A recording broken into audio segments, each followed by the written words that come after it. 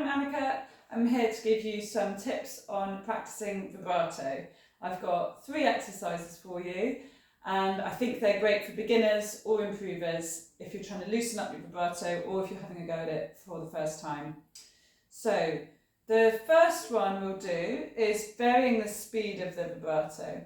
So key things to remember are that you're trying to oscillate the sound up and down a tiny bit, which means we need to be moving the fingers and the arm this way. One of the most common issues I see, particularly with beginner vibrato, is they try wiggling this way, and that is not going to work.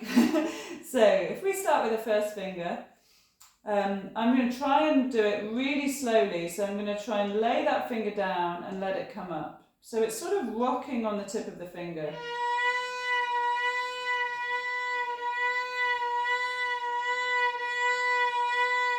Okay, and again, I'm not going to be wiggling the wrist lots like this, but I'm trying to let it come from the elbow and move the whole arm. Can you see the fingertip is rocking a little bit, almost from flat to upright? It goes without saying, you already need quite good left hand technique and to be on the tips of your fingers before you're even attempting vibrato. So we start slow, this first exercise. We let it get a bit quicker. And then we get slower again. For those that want to take that to a next step, see if when you get quicker, you can let the vibrato come really into the hand and then away into the arm again. I'll demonstrate that on the second finger.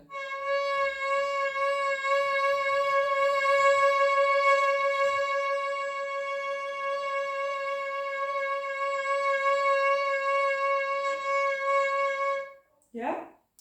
Once you've got the hang of that, you can start to vary the speed of the vibrato really metronomically. So with quavers, triplets, semi-quavers, etc. I'll give you an example of this. So.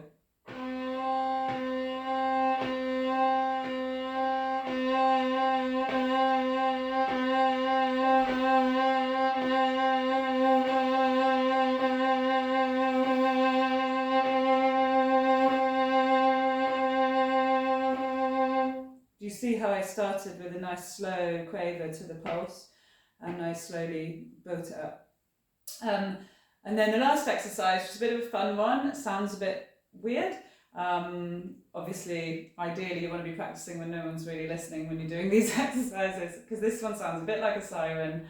We're going to move the finger as if we're shifting, like shifting position, up and down by about a tone. Okay? Like this.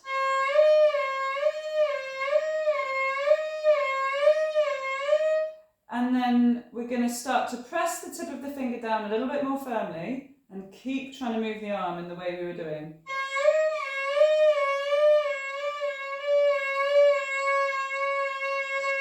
And slowly speed that up a bit.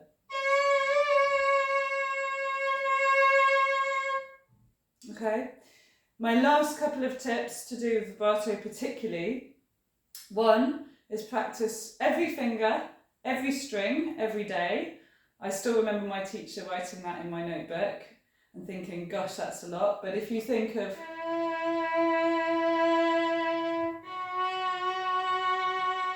you've just got to do that 16 times. It's going to take less than a couple of minutes. And my second tip is, when we're practicing vibrato, it's similar to when we start doing position changes. It's really easy to build lots of tension in the neck and the jaw and the chin on the violin. So try and be aware of that and not be gripping really tight as we try and start moving this. Really good way to help release that. Obviously do stretches, but stick the violin against a wall so that it's held firm. And then you should be a bit freer to move your neck and lift your chin. Always keep trying to release this tension or you're going to run into problems later. I hope that's helpful. Enjoy your vibrato practice.